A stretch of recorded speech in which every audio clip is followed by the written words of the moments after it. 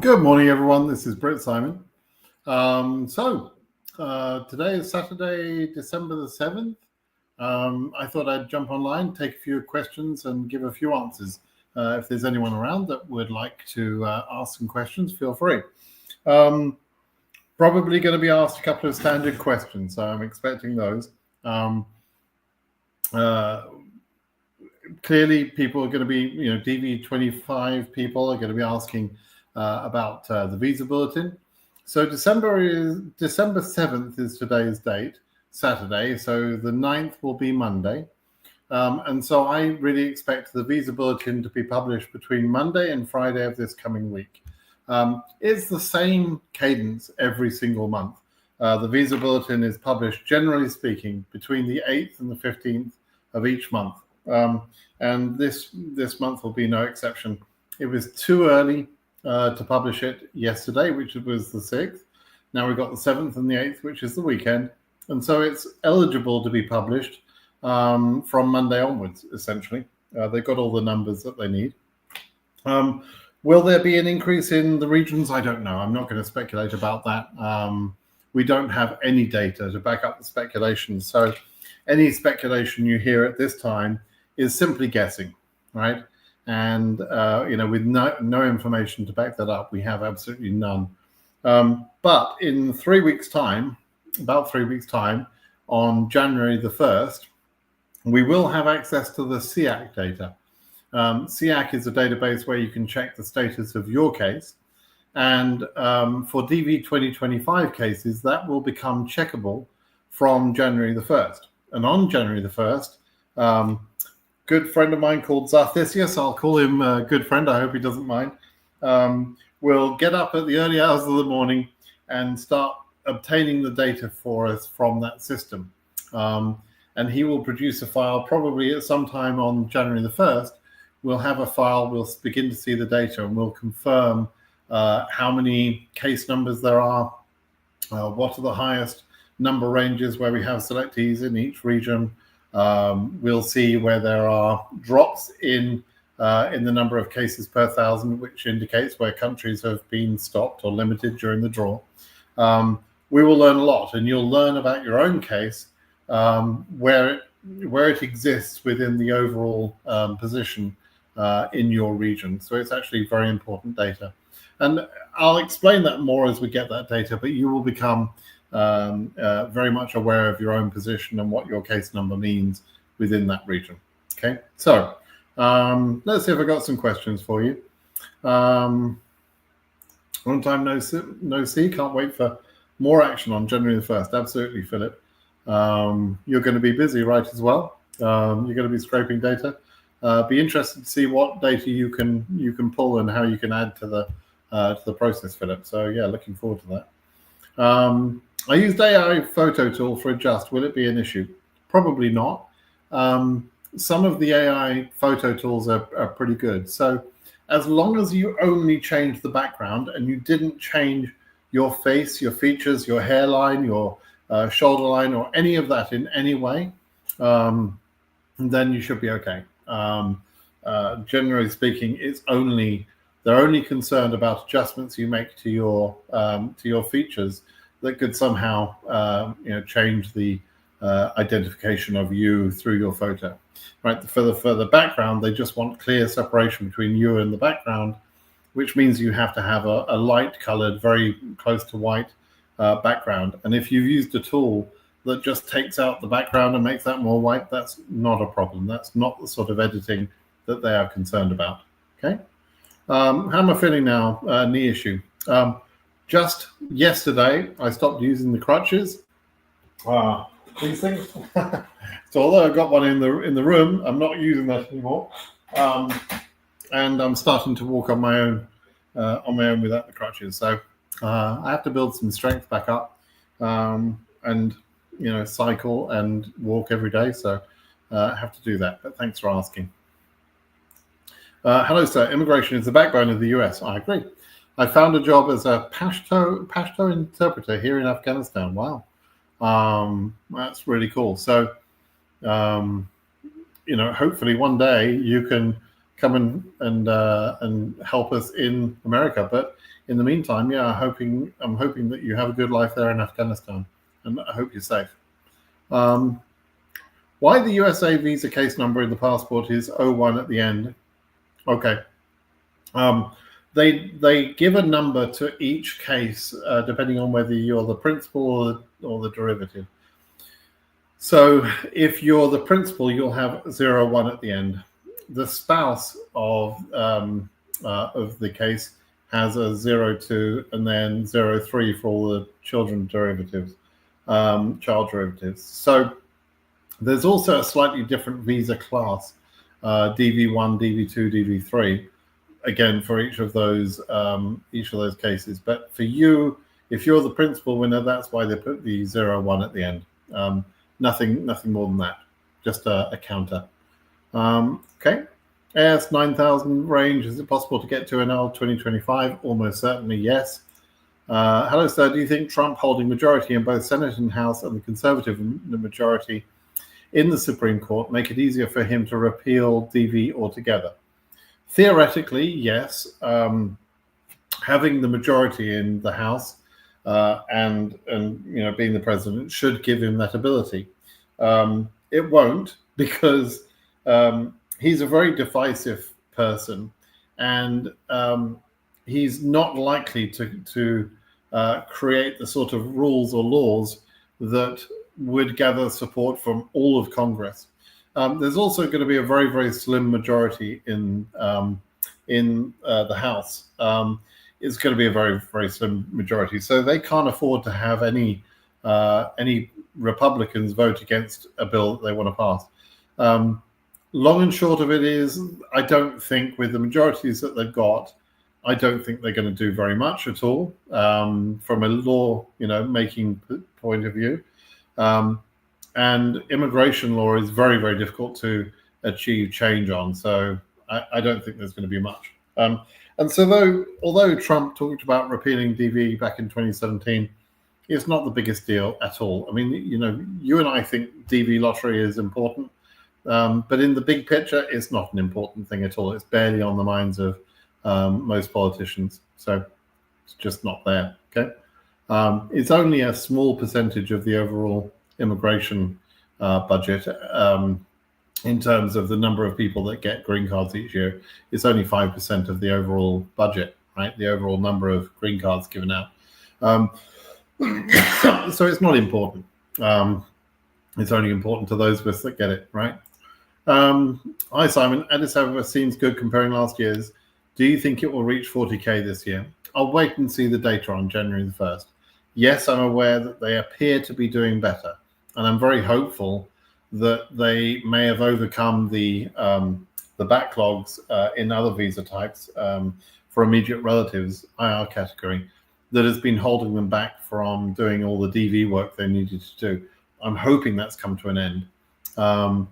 But we'll see. We'll see on January 1st. We'll start to see how many interviews they actually did give between October and December.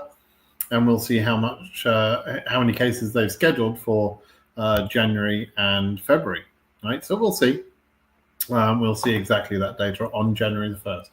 Okay. And then we can start making guesses about where they can get to and that sort of thing. Okay. Mule says, me and the family were the DV24 lottery winners from Ethiopia, but it got expired. Case number 53K. Is there any chance that they would reverse it? No, none at all. All of the DV 2024 visas were given out.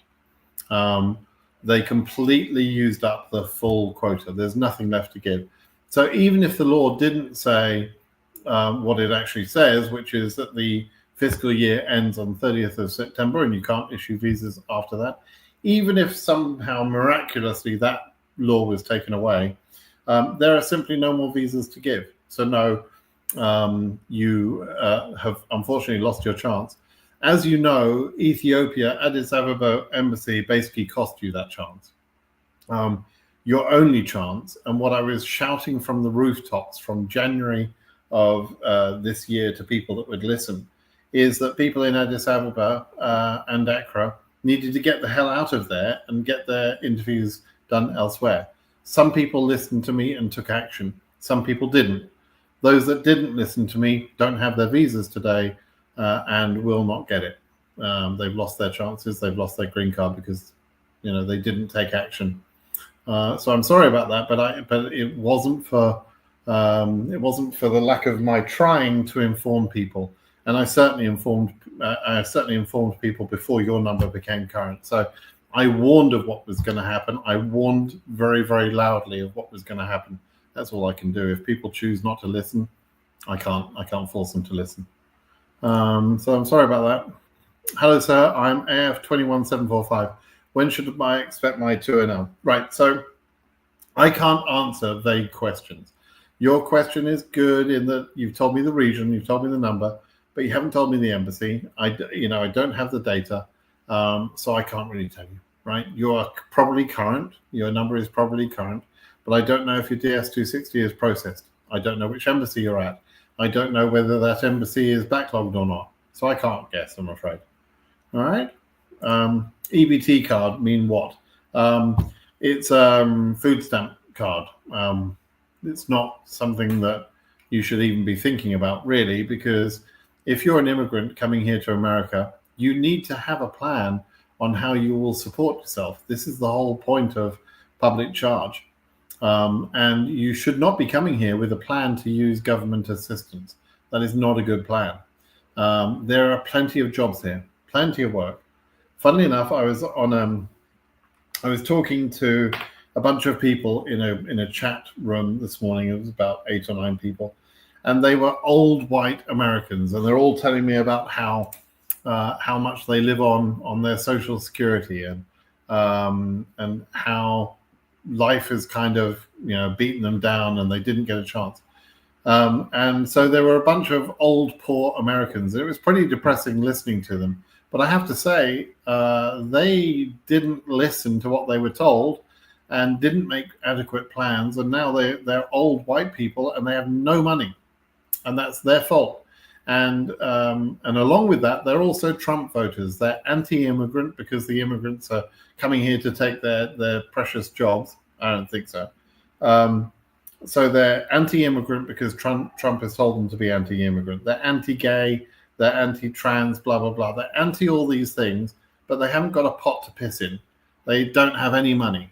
And so when I was telling them that they're a bunch of fools, and I was telling them in the nicest, politest possible way I know how, some of them were listening, and I think it woke some of them up. But others of them just completely missed the point and continued with their same nonsense. And I must admit, it worries me that immigrants will come here and follow the example of Americans living here. I don't want you to come here and live like Americans. I don't want you to come here and think about EBT cards. I don't want you to live like that. I want you to come here and live a wealthy, happy, well-fulfilled life. And you can, but you need to do a few things. You need to work hard. You need to save some money. You need to not get yourself into debt. You need to do a few things to make sure you have a good life here. And if you do a few simple things, you can have a very good life here. And many Americans, and I would say the numbers are 78% of Americans are living paycheck to paycheck, meaning they have no savings. They are just living from one check to the next check. It's absolutely pathetic, frankly, to live in this country that has so much opportunity and to live like that. But they do it because of bad decisions. And so I encourage you to look out for a video series that I'll be publishing in the next couple of weeks about how to live properly in America and how to plan financially, because too many people are doing it wrong. So don't ask me about EBT cards. I've never used one, never needed one. I look after myself, thanks, and I encourage you to do the same. How has Qatar been performing? Is it a good decision to stick to Doha? Case number AF81K. Look, your case number 81K won't be current until months from now, if at all, ever, right? You need to think about, your high case number. But before your case number ever becomes current, we're going to have lots of data to look at. So there's no point in asking this question now. You have to wait and start to see the SEAC data And from that, we can see whether your embassy is doing well or not. And if it's not, then you'll need to move. So we'll figure it out. But your case number is very high, so you need to be aware of what that means. Okay. J Official, hi Simon. How does DV application affect January B2 interview? It can make the B2 interview harder. Applying for a B1, B2 visa or any other type of non-immigrant visa, I say any other type, most types of non-immigrant visas, there is a standard that they want to make sure that you will abide by the terms of the visa, that you will if it's a visitor's visa, a non-working visa, that you won't work, for example, and that you'll return home at the end of your visa when you said you were going to return home. So that latter thing is whether or not you have intent to stay or immigrant intent, right? So the day you filed your DS-260, that's an immigrant application form. So you filed a form, an official form with the government that says you want to emigrate to the USA, and then you're applying for a B2 visa, which is a non-immigrant visa. Clearly, the non-immigrant visa application is going to be somewhat more suspicious because you have filed your DS-260. So in all non-immigrant applications, whether you've won the lottery or not, there's always a suspicion that you may try and overstay your visa or try and work or those sort of things. And so you have to have good evidence to show the consular officer why it is that you will return home. You've got good family ties, you've got a job waiting for you, you've got a house, you've got whatever it might be, right? Whatever is going on in your life, you have to prove those things to make the consular officer believe that you will abide by the rules and return home when you said you were going to. Okay, and the DS-260 that you've probably filed for your DV case, if you won, rather, then that can make that process harder. If you just entered the lottery and you didn't win or you didn't fill in the DS-260, then that's okay. It's like buying a lottery ticket. Just because you buy a lottery ticket, you don't have to pay tax on it unless you actually win, right?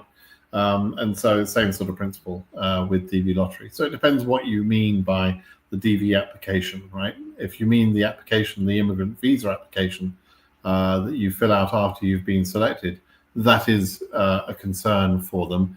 If you just simply entered the lottery, that's not a big deal. Okay. Archon says, I have submitted my DS-260, but I want to marry my girlfriend and enter the US together. Can you tell me how I can do that? Well, you have to ask her. You have to ask her to marry you, right? Then you have to get married.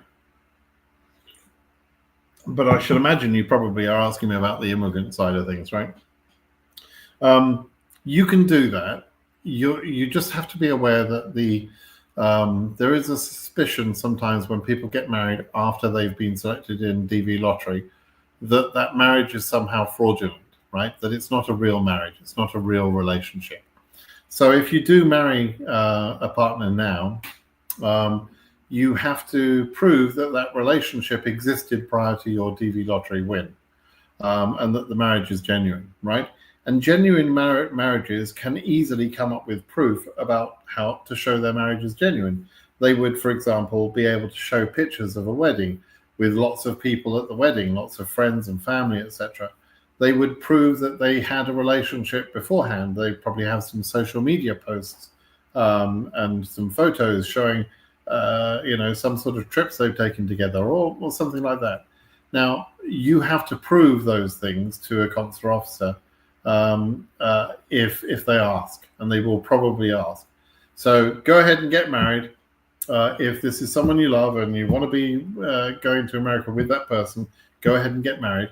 But if this person is not someone that you've known before the DV lottery win, then you have to be very clear that you think you can prove that there is a real relationship. And if you can't, then it's a risk to your own DV lottery win. Once you've got married, you open your DS-260 and change your marital status, and you add your spouse, and you create a DS-260 for the spouse as well. That's the process. Pretty simple. Handsome boy, your name is Britt or Simon? Well, Britt is like Brittany is a girl's name. My name is Simon, but I'm British, so I'm Brit Simon, right? That's how. And also, how do you spell that salacious guy? I can't find his website. That salacious guy. I mean, I think you mean Zarthisius, right? So let's see. Here we go. His website. I'll put his website in the chat. Salacious guy. There you go. So I put his website in the chat, and that's where the data will be. He'll have a new link, obviously, for the 2025 data. Shiva, what do you mean by lawmakers aren't too happy with DV in your live video 2 weeks back? Oh man, lawmakers aren't too happy with DV. I think you've taken my comment out of context. Some lawmakers are people in the government, the House of Congress, etc., the House and the Senate. Those people are referred to as lawmakers, right? They make the laws that the government wants to implement. The president signs a bill into law. That's how a law becomes a law, right? Or a bill becomes a law. So they are referred to as lawmakers. They're politicians, right? So the lawmakers, some of them don't like DV lottery. Some of them, a small majority. Some others do like DV lottery. So I don't know quite exactly what comment I made that you latched onto, but I don't mean all of them. Trump spoke against the DV lottery, but he did so in the context of what had happened at that time, right? There had just been a terrorist attack by someone who had got their green card through the DV lottery years earlier. Okay. Now, it's not likely that terrorists are planning attacks on America, and one of their plan is to enter the lottery, then wait 2 years, and if they can win, and then get their green card, and then enter America to come and attack Americans. That's only a moron would think that that's a plan for that a terrorist might actually sort of plan out in their head. And obviously that's what Trump was intimating. But I did say only a moron would think that way. Well, Trump. Clearly that isn't what DV lottery winners are doing.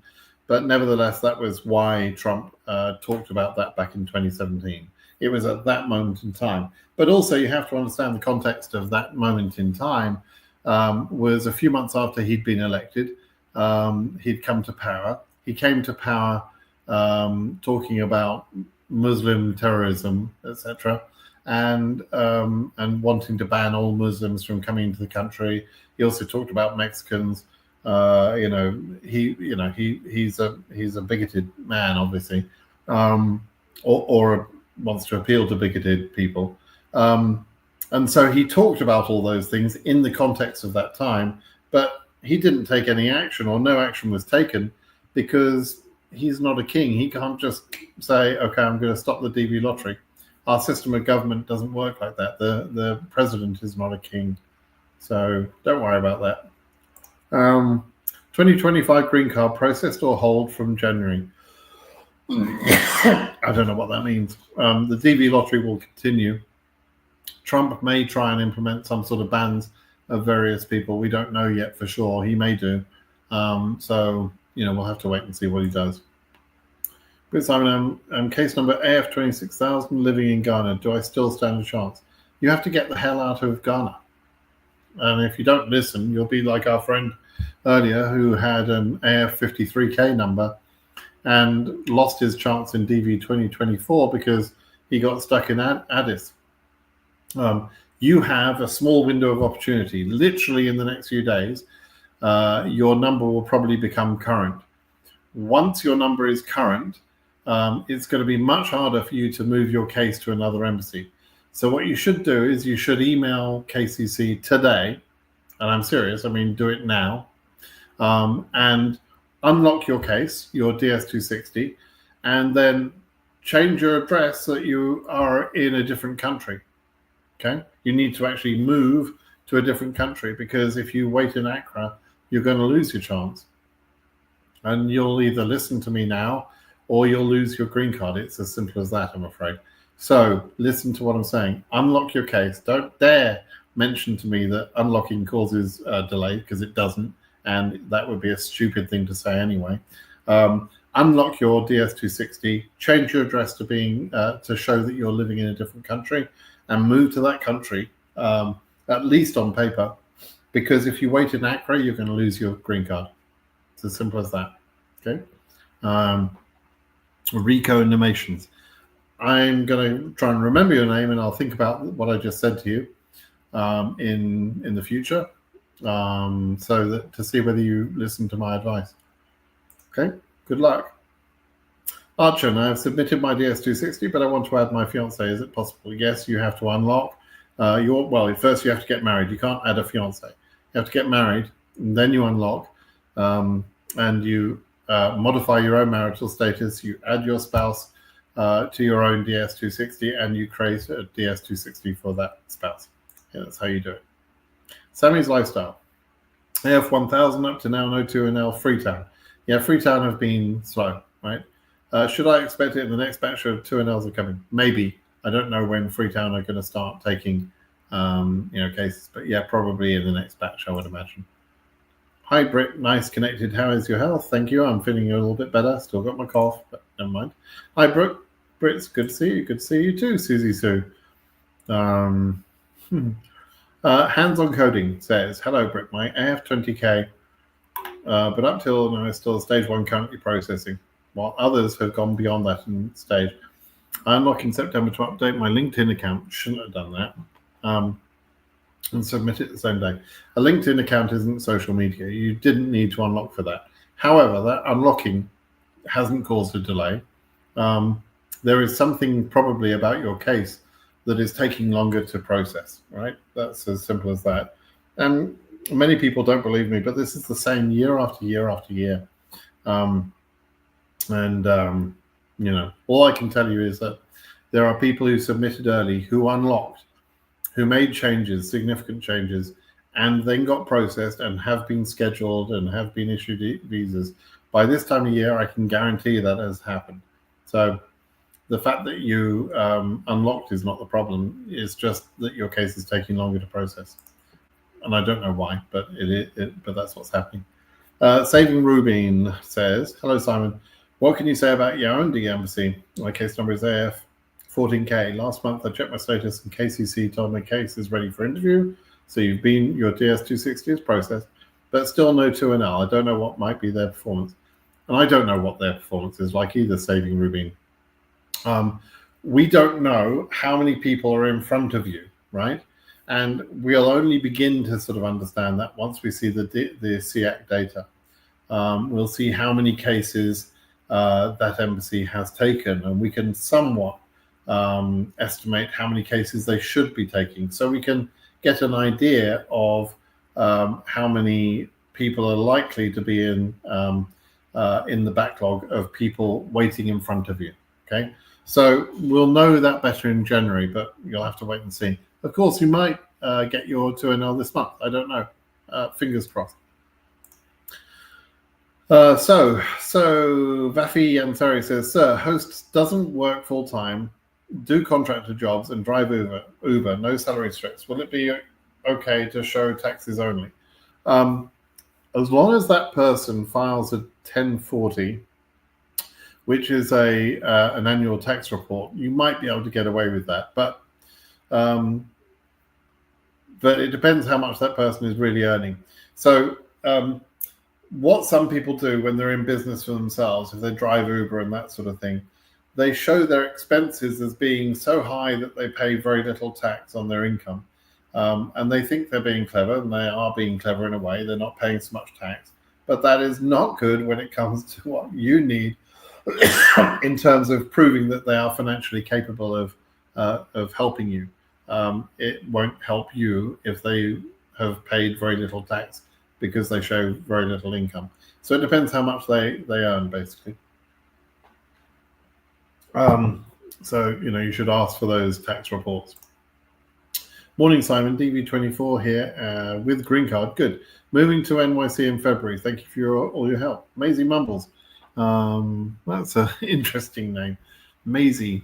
I have a great grandparent whose name was Maisie. It was a very old-fashioned name. But anyway, good luck in New York City. Good luck with your journey. That's awesome. Let me know from time to time how you're getting on. Thanks, Maisie. What do you think of Paris Embassy appointment availability? Again, I don't have the data. We can look at what they did in DV24 with the link that I put in the chat. You can see how many cases they took on a monthly basis, and you can somewhat estimate that they might be doing the same sort of thing again this year. But we'll only know for sure once we see the data in January. Okay. Zeti says, I have a pending petition. I'm also a DV25 winner, but I had reduction in pending petition age. I've already answered this question. You've asked me this question. You've asked me this question, I think 3 times now, 2 times on my website, and then again now. So you keep asking the same question, and what I said to you is, I don't know, and nobody knows. Nobody knows whether your lie on your previous application for what you call the pending petition, and you told a lie, right? Let's be honest, you told a lie on that pending petition, or you made a mistake. But I mean, whatever, it was a lie. We both know that. But you told the truth on your DV25 application. Okay. Well, the consular officer is going to see both applications. They're going to know that you have those applications. Will they compare and look at that other pending petition? I don't know. Nobody knows. So you can keep asking all you like, and you have done now, as I say, 3 times. But I don't know. And what I said to you before in both of my previous answers is that I don't know what's going to happen. And the only way to find out is to go to the consular officer and find out, right? But that's what happens. When you F around, you find out later. And by effing around, I mean telling lies on forms to the American government. It's not a smart idea. Sammy's Lifestyle. Brett, my weekend is always bright seeing you talking on live. I hope one day to meet you in person by the grace of God. Well, that would be nice. If you're ever in my area, please do look me up. I'd be more than happy to come and have a coffee with you or something. Who's Michelle says, I'm a winner from Asia with case number 20K. Is there a possibility for me to get to an L? Asian case numbers, I think, go up to about 30,000 something. We'll see on January the 1st. We'll see exactly how far it goes, which means your case number is fairly high. I'm assuming you're not Iranian. And if you're in the rest of Asia, we might see case numbers going fairly high this year, particularly if Trump bans some group of people, such as Iranians, right? I think it's almost certain that Trump will have some sort of delay tactic to implement for immigration for Iranians, because the Iranian government has been outwardly trying to attack Trump personally, has tried to put in place an assassination plot against Trump, right? And Trump is, if he's anything, he's a vindictive person. And so I wouldn't be at all surprised if he takes some sort of position against people from Iran, which is unfair, but it's likely to happen. And if you've got any common sense, you can understand that, right? So if Trump bans Iranians, that will help other people in Asia. Okay, it will allow the numbers to go faster and higher. But we have to wait and see whether Trump actually does do that, take any action against Iranians, either through a ban or through some sort of administrative action that says, hey, Iranians already go through several months of background checking. Let's put them through even more background checking. Let's make their applications, delayed by 6 or 8 months, even for DV lottery applications, which basically screws them up. So, it could happen. Joshua, hello, sir. Has the selection started, or what's happening now? Okay, you're talking about DV 2026. At this time of year, I think it's a pretty safe bet to say that the selection process, the numbering process, has already happened, right? the winners have been selected. But what they're going to do between now and May is they're going to go through those selected people, and they're going to knock out a bunch of people. They'll knock out, probably in the case of Africa, for example, they'll knock out about 70% of the winners. So they'll have selected 100,000 cases to be winners, and they will knock out about 70,000 of those cases, either because of bad photos or fraudulent entries or duplicate entries, various things. They're going to use various methods to knock out a bunch of applicants. That's exactly what they've done in every other year, right? If you look at DV 2024, the highest case number selected in DV 2024 was 122,500 and something, right? Which means that they picked all of the people with a case number less than that, 122,000. All of those people were picked in December, a couple of years ago, right? Then they went through and disqualified most of those cases, so that when they announced the results, there were only about 32,000 winning cases in DV 2024 out of 122,000 case numbers, right? So well over 70% of cases were disqualified during the draw process, and it happens every year. Okay, so that's what's going to happen now between now and May. It's an incredible process, but there are simple things that you can do to avoid being one of those cases that has a low case number, like under 100,000, but you get kicked out. And one of the major things is making sure your photo is good. So hopefully your photo was good. Okay. Abdullah says, hello, sir. How can you rate Freetown Embassy in DV Lottery up to now? No interview from Freetown Embassy, Sierra Leone. Right. Well, if it's true that there have been no interviews there, then the rating of that embassy is pretty obvious. They're not doing good right now. But does that mean that they are going to continue not doing good? I don't know. We'll only see the data on January 1, right? And so let's wait until January the 1st, and then we can have a sensible conversation with some data. Until then, we're just guessing, okay? Okay, Draw Artistic Painting says, hello, Simon and everyone. Everybody say hello to Draw Artistic Painting. Collins Lualey says, hello, Simon. A friend of mine received 2NL in July for December interview date. How is this possible, considering it's about 4 months apart? It's not possible for DV Lottery.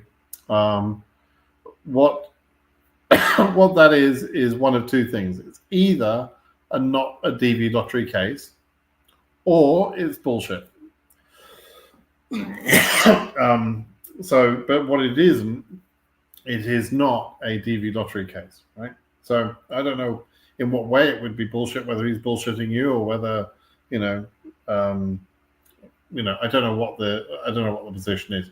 But there is no December interviews set up in July for DV Lottery. That could be the case for other types of interviews, yeah, sure. But not DV Lottery. And that's all I only talk about DV Lottery. Denise says, hello, Simon. I'm planning to enter the US for a week during Christmas for getting the stamp on my visa. Good idea. If there is any ban after 20th of January, do you think my stamp will be enough for coming back? Yes, that's exactly why you would do that activation trip. Once you're an LPR, a lawful permanent resident, which is someone who has activated that immigrant visa, as you're going to do, whether you hold the physical green card or not doesn't make any difference. The point is you're an LPR at that point, right? And as an LPR, which is sometimes referred to as a green card holder, as an LPR, you will be protected from Trump's bans. In the very first travel bans, there were people who he tried to block, even if they were green card holders, and that was immediately fought in the courts, and immediately his actions were blocked for those people. Those people were allowed in by court decision against Trump's will. So that isn't going to be a problem. There's plenty of previous legal precedent that says a green card holder is entitled to enter the country except in certain cases where there's an extreme closure of the borders for, for some reasons. But even during the COVID ban, the COVID blockage, LPRs were eventually allowed to re-enter. So there isn't going to be a problem. Okay. Okay. Valdez Che says, hope you're doing great. F7914, how's Abu Dhabi's embassy? What time do you think I'll be interviewed? 2:30. You'll be interviewed at 2:30. That's what time you'll be interviewed. I don't know which day, I don't know which month, but it'll be 2:30. I'm just making that up. That's the one I'm trying to. This is the one I'm reading, by the way. So yeah, I don't know. We'll see. We'll see what I mean. I don't know how Abu Dhabi are doing. Right. Again, we'll have data on January the 1st. Right. Edmund says, what do I fill at the column indicate the end date of my current employment on my DS260 form, since I am a permanent worker? You don't put any end date. It's your current occupation. There's two sections in the DS260. One is for historical employment, in the same way that you could have historical anything, historical education. And in the historical section, it asks the end date. But under current occupation, it doesn't ask the end date, right? So if you're filling it in the wrong place, that's probably why you're seeing an end date, which, as you've worked out, doesn't make sense for your current job, right? Is there a problem in a couple where a man is younger than the woman by 4 years, 24 versus 28, AF 30K, NRB, Nairobi? No problem at all. I know that's not common. It's not culturally very common in your country, but it is very common in Western culture and in America.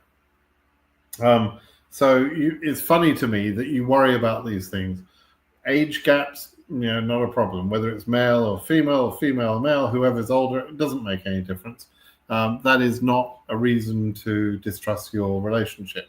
Now, if there are other reasons to distrust your relationship, then that might be a problem, right? But it's not because of that age gap. Okay, let's see. How's your health now? Well, there you go. I got a cough. Sent an email to KCC concerning my case status, and they told me I submitted completed. Yeah, okay, so you're just going to have to wait now. I think I already answered your question earlier, Abdullah, right? So yeah, you're just going to wait. Who's Michelle? We talked to already. Talk to that person. Hang on a second. Okay. So you asked a question earlier, and you asked when should you expect your 2NL, and I said it was very vague because you didn't tell me the embassy. Well, you're now telling me it's Monrovia. Okay, I know a bit more, but I don't know everything, right? I don't know how Monrovia are doing in terms of whether they are backlogged or not, right? So you have to wait until January. Then we will know a lot more. Hi, Britt. I'm a Somali citizen, live in Turkey, but I have a problem. When applying lottery last year, I chose Turkey as country of eligibility by mistake, and my case number is EU instead of AF. What can I do? Don't go to the interview. Don't waste your money. You are going to be denied at the interview. You'll be disqualified because the mistake you made, unless you've got a justification for it, then you're not going to be able to process your case. So I'm glad you've asked, but you need to listen now. You need to listen to what I'm saying. Unless you are married to a Turkish citizen and you were married before the DV lottery entry, or unless you can show that your parents were Turkish, in fact, that's not even going to work. So unless you're married to a citizen of Turkey, someone who was born in Turkey, then you should stop right now. You should not continue your process. And you're probably heartbroken, and you're probably going to say, well, who's Simon to say that? I'm going to go to the interview anyway. You're welcome to go to the interview, but you will just lose your money and you'll waste your time because you made this mistake. You should not have been in the EU draw. each of the drawers is separate, right? Africa and Asia are different to Europe. So you were in a drawer because of this mistake you made. You're in the Europe drawer and you weren't entitled to be in the Europe drawer. So you will be disqualified. And there is absolutely no arguing that. There is no discretion for the CEO. There's no option. There's no penalty you can pay. There's no fix to it, right? You will be disqualified. So please do listen to me, just simply to avoid losing the money. And try again in another year, but make sure you read the form properly, as you didn't do this year. Okay. Is it possible ACRA will not schedule any case? I mean, technically, it's possible. We've seen some embassies just stop, like Nigeria, for example. They haven't interviewed a DV lottery case for 2 years without any justification, because there are people that Nigerians are not eligible to enter the lottery. But if you're Ghanaian, for example, and you're living in Nigeria, you should be able to go and interview at the Nigerian embassy, the Nigerian US embassy. But you can't, because the Nigerian US embassy has just decided not to interview anyone. So it is possible that an embassy doesn't do any interviews. I think what's more likely in ACRA is that they'll do the same thing they've been doing for the last couple of years, which is interviewing about 20 or 30 cases per month. And that is not enough. That creates a big backlog, and it means that they won't get to higher case numbers. In fact, they won't even get to case numbers above 10,000 or so. Is DV26 cancelled? No, that's not true. When do you think case number AF 15,000 will get his to an Abidjan? I don't know. You have to wait and see. What are the instructions of American Embassy in Cairo? As you know, every embassy has its own requirements. If possible, can you explain more? Well, I'm glad you've asked, because it is very important when you're going through this process to read the instructions. Now, I try and help with explaining some of the instructions, but I don't think it's a smart idea to not read the instructions.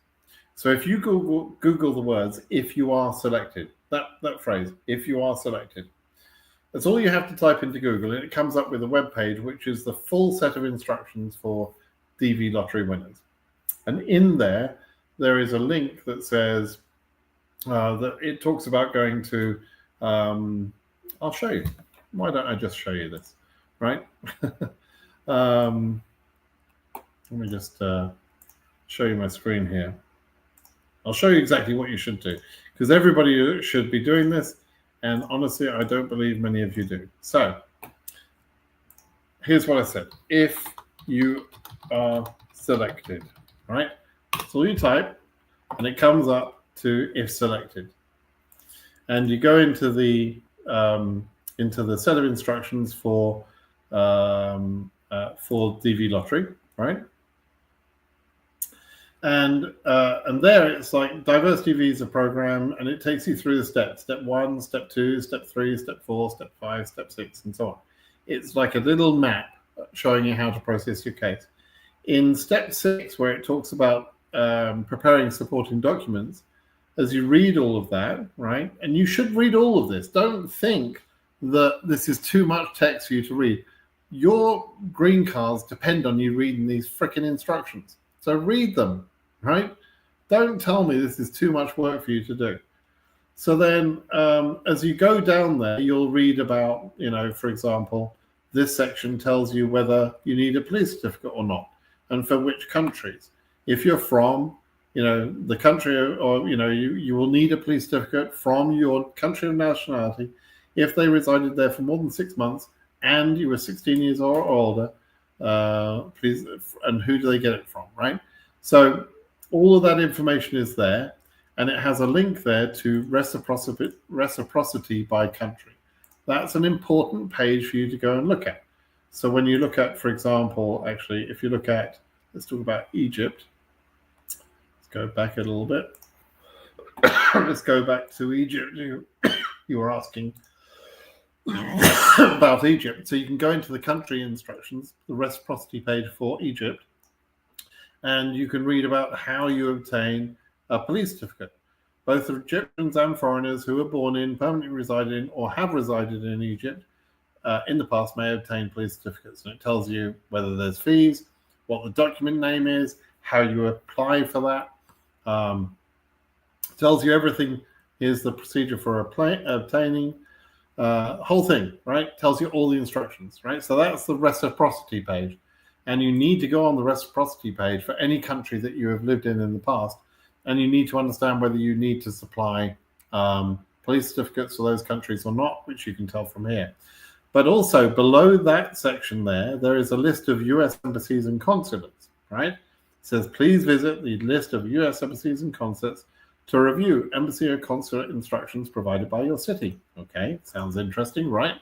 So I often talk about 3 sets of instructions. One set of instructions is the if you're selected page, that whole set of instructions. The second set of instructions is the reciprocity page.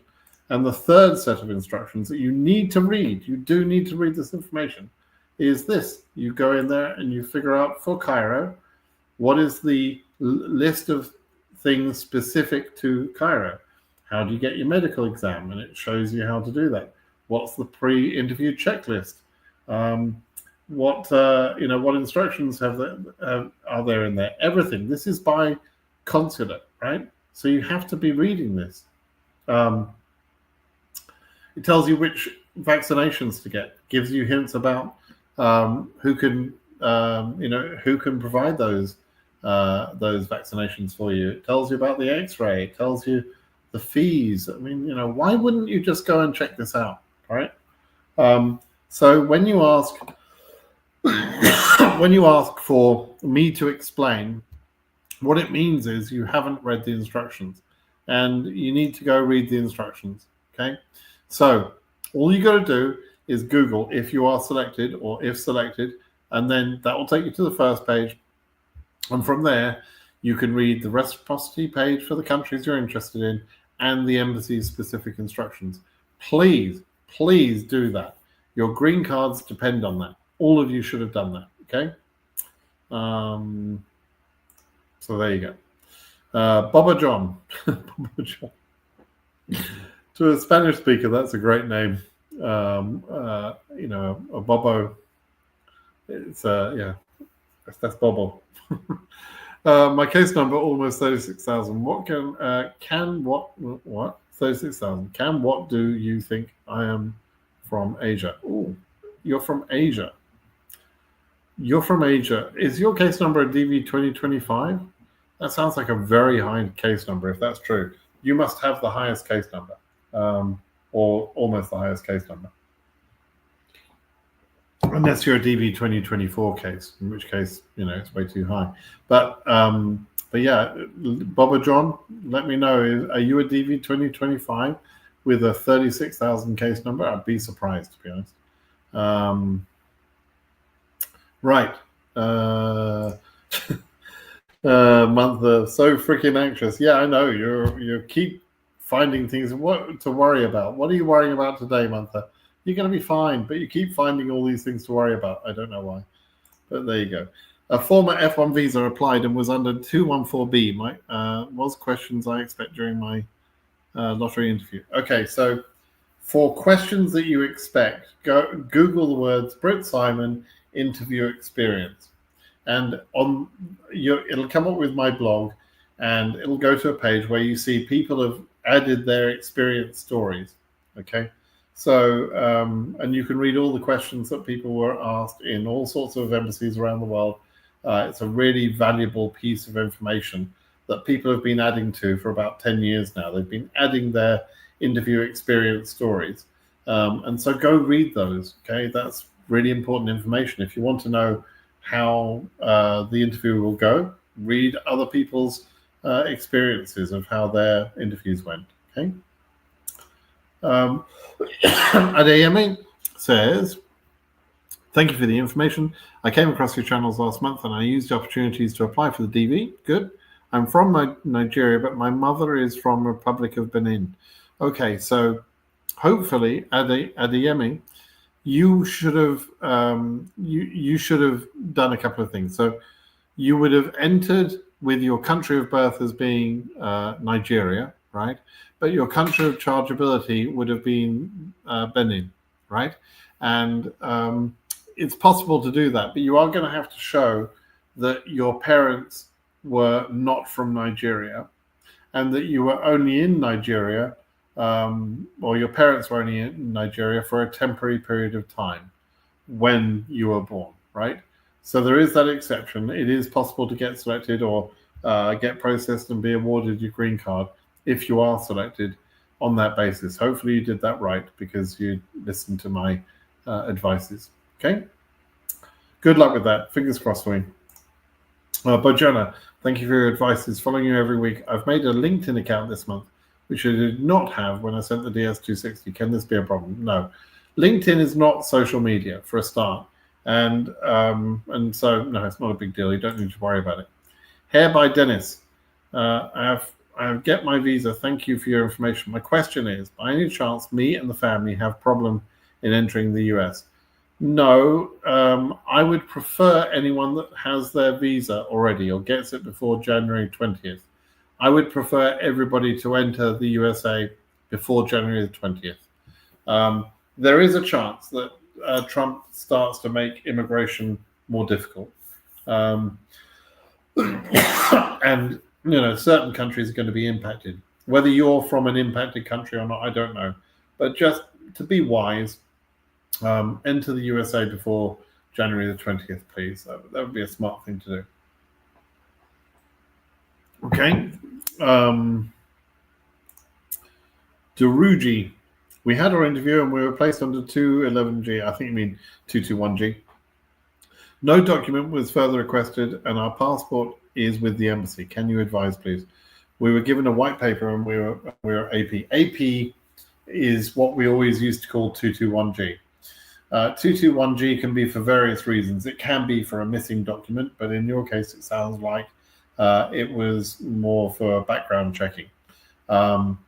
They may ask you to fill out a set of additional questions, which is similar to a DS5535. They may do that. And 221G can take varying amounts of time. It depends on your background, where you come from, where you were born, where you've worked and traveled and that sort of thing. But it can take either a period of a couple of weeks or it can take several months, anything in between. And so you just have no choice but to just wait patiently, okay? But on the positive side, you've had your interview early in the year and you've got plenty of time. So, you just have to now be patient, okay? Good luck to you. Silly Joe here. Yeah, Daruji would just answer that. I do have a high school certificate. What will happen to me if I win? Maybe you meant I do not have a high school certificate. What will happen to me if I win the DV lottery? You might be able to qualify based on work experience. So when and if you win the DV lottery in May, ping me on BritSimonSays.com and explain to me, what you do. You could, what you do for a living, what education you did get, etc. You can also Google my blog page where I talk about educational work experience. If you Google the words Brit Simon work experience, you'll come to a page which explains the requirements for education or for work experience and how you figure out whether your work experience is at the level needed to qualify for the DV lottery. Okay. Is Nigeria, here we go. Is Nigeria included or not? No, Nigerians are excluded from the lottery. There are many countries excluded from the lottery, like Nigeria, and it's because over the previous 5 years, enough people have come from that country to mean that we no longer need people from that country in order to maintain diversity. And the DV lottery, the D in DV lottery, is diversity. It's about giving a chance to underrepresented countries. Nigeria is no longer an underrepresented country. A lot of people are coming from Nigeria every year through family-based immigration and work-based immigration. And so Nigeria, therefore, is excluded from the diversity visa lottery. Okay, and I don't think that will change anytime soon. Okay. Autoscale Gamado. Please, can we have the chart or graph about DV26 entry period, like you did for earlier DVs? Chart or graph for DV entry period. Oh, I know what you mean. You're talking about the number of entries. I did it.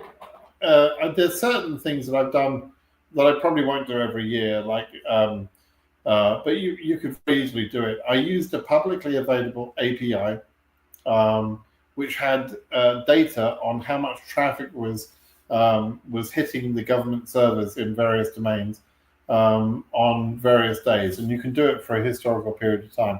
So I took that public API and I plotted entries to the travel state website or whatever, the DV lottery website. I plotted that on a daily basis over a period of months. And I did that for 2 or 3 years as a comparison. And as you would have seen, if you saw the video before, I had a high entry year and I had a low entry year.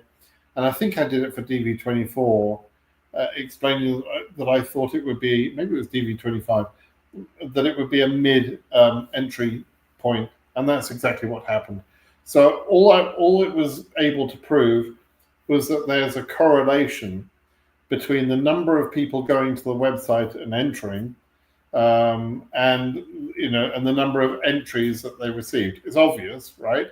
But I did that really to just prove a point. We don't need to do it every year. It doesn't really matter, right? So I may have a look at the DV26 period, but the data is available. If it's a very simple API to use, it's free. Go ahead and Google. What was it? Google. I can't remember the source now, but it would be government website traffic, for example. Let me Google that. Government website traffic. Analytics.usa.gov. That's what it is. So yeah, you can go ahead and get that data. It's very easy to do, right? Not hard. If you've got a little bit of background, if you understand what I mean about working with APIs and that sort of thing. I mean, that's what I do for a living. So, pretty easy for me. But anybody can do that. Really, it's very easy stuff. And you can use ChatGPT to help you with it, I'm sure. Hello, Mr. Simon. I'm from Kenya. 38K. Is it safe for me to get a chance? When am I supposed to get interviewed?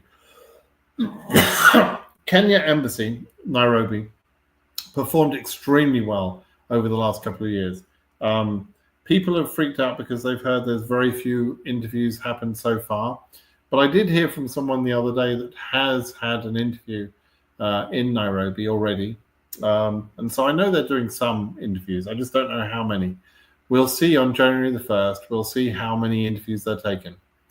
On January the 1st for DV 2024, so January the 1st, 2024, I saw that I think Nairobi had taken 896 cases. Let me see. Shall we see how good my memory is? Shall we do that? It's always a giggle. Always like doing this sort of stuff. Right, so let's go and have a look.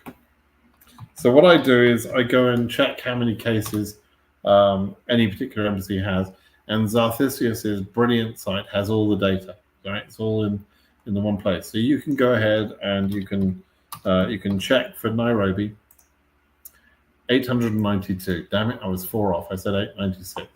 So what that means is that by the time we got our first extract of data on January of 24, which is the DV24 data, we could see that they had interviewed 892 cases already.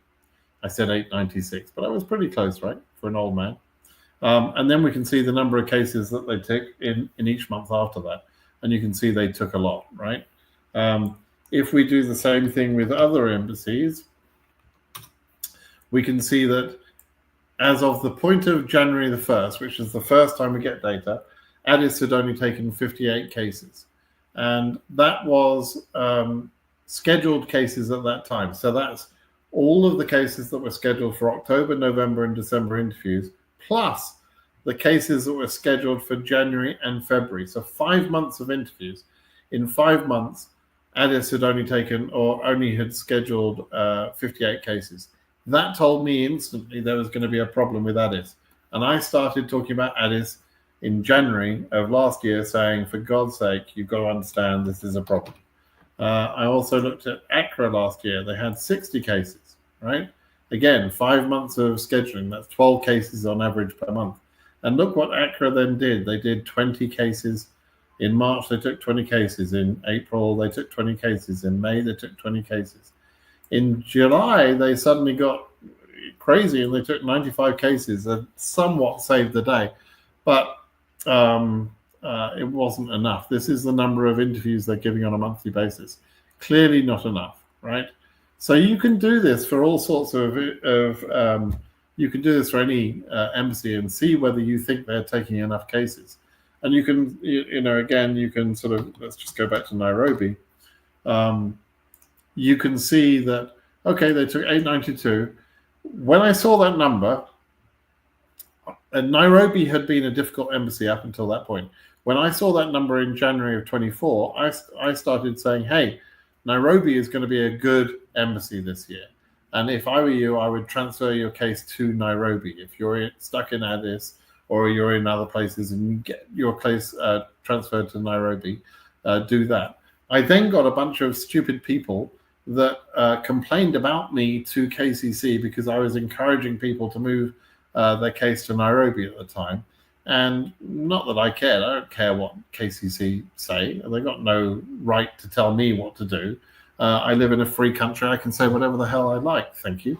But these stupid little children from Kenya, I guess, were writing nasty emails about me to KCC. It was hilarious. But, getting themselves all worked up. But I was right, wasn't I? Because as we can see, they then took hundreds of cases per month. Compare that performance to Accra, right? They're taking hundreds of cases per month.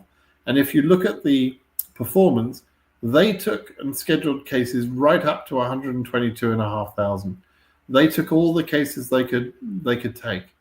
And so I was right.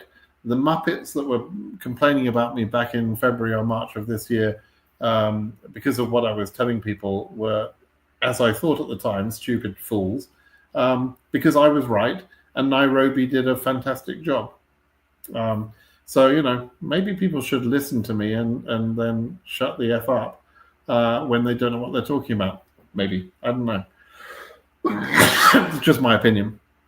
But anyway, you can go and have a look at that and see what they do. Now, if they have scheduled karaoke, if they have scheduled less than 890 cases, then it means that it's a bad start. But then we need to start looking at what they start taking in January and February and so on, and seeing whether it's going to get to your number or not. 38K should be easy for Kenya. It should be good. But we have to watch what else they're doing as well. And there's other things we can do to look at the amount of cases they're taking. Okay. All right. I've already done Daruji. Let's see. Let me take one or two more questions if I can find something interesting.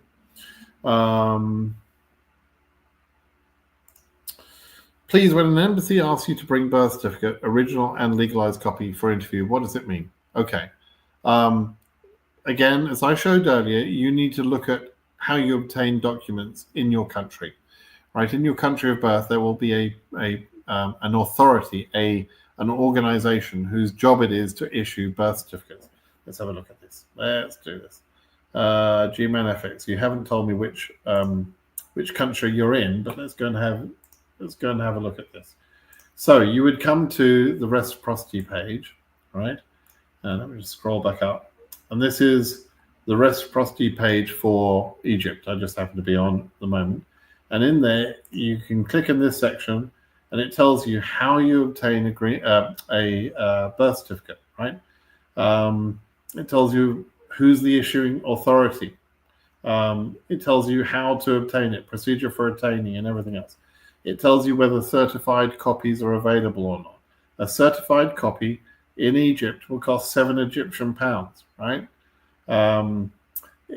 And it's asking you, or it's giving you the information you need to know about how to do your case. So when your embassy is asking you to provide an original and a legalized copy, they're probably asking for a certified copy, which they tell you exactly how that can be obtained in the reciprocity page for your country.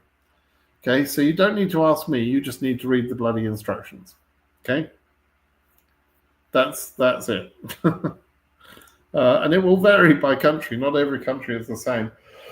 But there is all sorts of information there. You just have to read it. Okay. Christopher says he's going to ask a dumb question. So let's make this one. Christopher's got a couple of follow-ons. So I'm going to deal with this question from Christopher, and then that will be it. Kind of a dumb question. I found out while looking through old photos that I applied for DV 2023. I know it's too late. And I'm pretty sure that I forgot to check the results then. Okay. Now I'm concerned that if I got selected then, I won't have a chance to ever get selected now, given the probability of getting selected of 1%. I'm from Germany and applied for DV 2026 in October now. What are your thoughts on this? Is it over for me if I was selected back then, even though it's highly unlikely? Christopher, you're from Germany. Come on. The education system in Germany is much better than that. You said it's kind of a dumb question. Yeah, it is. Yeah. Dummen sprechen or something. Probability does not mean the only time you're only going to win. So if your chance is 1% of winning probability, you can win 2 or 3 or 4 times in a row, right? And you can win one year and then not the next year, and you can win again. The 1% probability is applied to each year when you enter, but 1% is 1 chance in 100. Now, that 1 chance can come up twice, right? Or 3 times or 4 times. There's nothing to say that if you were selected in DV 2023 that you can't be selected again in DV 2026. There's no rule like that. The selection process is entirely random. It doesn't matter what you enter on your form, as long as it's truthful. It doesn't matter at all what you enter on your form. It doesn't matter whether you enter you're married or single. I mean, it does matter because you'll be disqualified if you put the wrong thing. But in terms of your selection chances, they don't care about the information on your form. Your case will be numbered, either low or high number, and therefore you're either selected or not selected based on random chance, right? And it doesn't matter whether you enter on the first day of the lottery or the last day of the lottery or the middle of the lottery or middle of the week or at 11 o'clock at night or 11 o'clock in the morning, or whether you're married or single, or if you've got 73 children. None of that matters because your chance of selection is a random chance of selection. So if you were selected in DV 2023, you don't even know, so you're worrying for nothing. But if you were selected in DV 2023, you could be selected again in DV 2026. And I know every year I hear from people who are selected multiple times. And there is, it's rare, obviously, but there are several thousand people, I would say, every year who are selected again a second time, particularly in the Oceania region, but also in other regions, Africa and Europe and Asia and so on. Winning multiple times is possible. I've known people who've won 3 times. Okay, so although it's extremely hard to win even 1 time, it's possible to be selected multiple times because that's how random chances work. It can just work that way. All right. Okay, Christoph, I should say. Sorry to tease you about your dumb question. It's not entirely dumb. No question is entirely dumb, but yours was pretty close to being dumb. All right. Thanks everybody for listening in today. I hope you enjoyed the video. I hope it was useful to you, more importantly. And if you still have questions that I haven't answered for you today or any other time, please do go ahead to my blog at britssimonsays.com, britssimonsays.com. And you can ask your question there and I will answer it there. And I don't charge a penny. I don't charge you any money, ever. I don't charge anybody anything, right? So it's a totally free service I'm doing. I've been doing it for over 10 years, and I've helped, I would say, over 100,000 people get their green cards. So by all means, please do avail yourself of this totally free and very important service that I provide. Okay? Thanks, everybody. Have a great day. Bye-bye now.